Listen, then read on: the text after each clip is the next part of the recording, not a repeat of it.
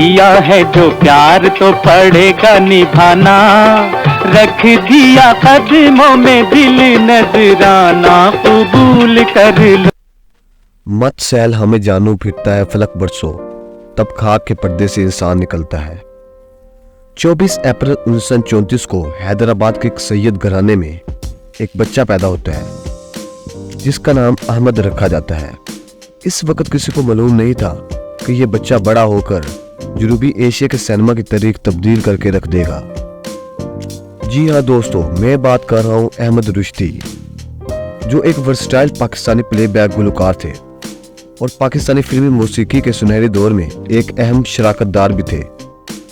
इन्हें जनूबी एशिया के अजीम तरीन गुलकारों में से एक के तौर पर जाना जाता है, जो आसानी के साथ मुश्किल से मुश्किल गाने भी गा सकते थे। वो पेचीदा और तरीक जज्बाती अजहार के साथ अपनी इस्तेदाद और मखसूस आवाज के लिए मशहूर भी थे।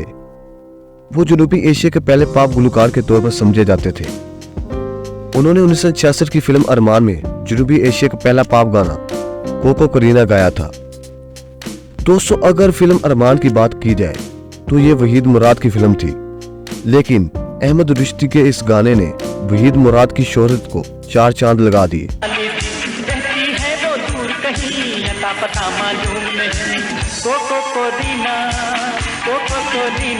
अगर इनकी इब्तदाई जिंदगी के बारे में बात की जाए तो अहमद रुश्दी हैदराबाद दक्कन में पैदा हुए।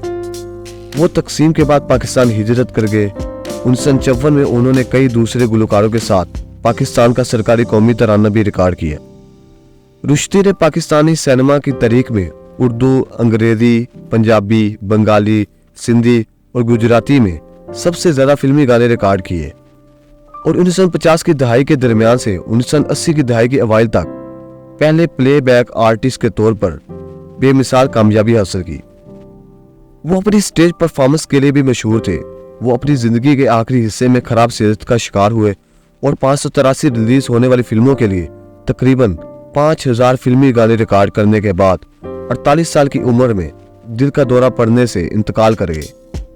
मकबूल मौसीकी के अलावा रुश्दी ने नसीर तुराबी की गजलों को मकबूल बनाने में भी मदद की। अहमद रुश्दी 1934 में हैदराबाद दक्कन के एक मजहबी कदामत पसंद घराने में पैदा हुए। इनके वालिद सैयद मंजूर अहमद ने औरंगाबाद कॉलेज हैदराबाद दक्कन में अरबी, इस्लामी तारीख और फारसी पढ़ाई। इनका इंतकाल इस वक्त हुआ जब रुश्दी सिर्फ 6 साल के थे। छोटी उम्र से ही रुश्दी को रेडियो से नशर होने वाले गाने समेत मौसीकी के प्रोग्राम सुनने का शौक था। इन्हें ना तो मौसीकी किसी से विरासत में मिली और ना ही इनके खानदान में कभी कोई मौसीकी से वाबस्ता रहा। अहमद रुश्दी की गुलकारी की सलाहियतों ने इनके वालिद के एक इंतहाई करीबी दोस्त को मुतासर किया, जिन्हें वो चचा कहते थे और जो इनसे बहुत प्यार करते थे। इसने अहमद रुश्दी को हैदराबाद दक्कन की एक मुकामी म्यूजिक एकेडमी में दाखिला दिलवाया। इसके अलावा इस वक्त के 2 मशहूर मौसीकार M.A. रऊफ और इकबाल कुरैशी भी इस स्कूल में मौसीकी की तालीम देते थे। इस तरह अहमद रुश्दी ने मज़कूरा बाला उस्ताद से मौसीकी की बुनियादी बातें सीखी। बाद अज़ां उन्होंने क्लासिकी मौसीकी की कुछ तरबियत उस्ताद नत्थू खां से हासिल की थी। अहमद रुश्दी ने एक कामयाब प्लेबैक सिंगर बनने से पहले या बाद में क्लासिकी मौसीकी की किसी किस्म की बाकायदा तरबियत हासिल नहीं की थी, लेकिन आला और अदना गानों पर इनका मौसर कंट्रोल था। आज़ादी के बाद इनका खानदान पाकिस्तान मुंतकिल हो गया और 1954 में कराची में आबाद हो गया, जहां उन्होंने रेडियो पर मुख्तलिफ किस्म के शोज, मौसीकी के प्रोग्रामों और बच्चों के प्रोग्रामों में हिस्सा लेना शुरू किया। 1954 में उन्होंने अपना पहला गैर फिल्मी गाना बंदर रोड से किमाड़ी रिकॉर्ड किया, जिसे मेहदी जहीर ने रेडियो पाकिस्तान के मशहूर शो बच्चों की दुनिया के लिए लिखा था। यह गाना हिट हुआ और अहमद रुश्दी की शोहरत को 4 चांद लगे। बंदर रोड से केमाड़ी मेरी चली रे घोड़ा गाड़ी, बाबू हो जाना फुटपाथ पर।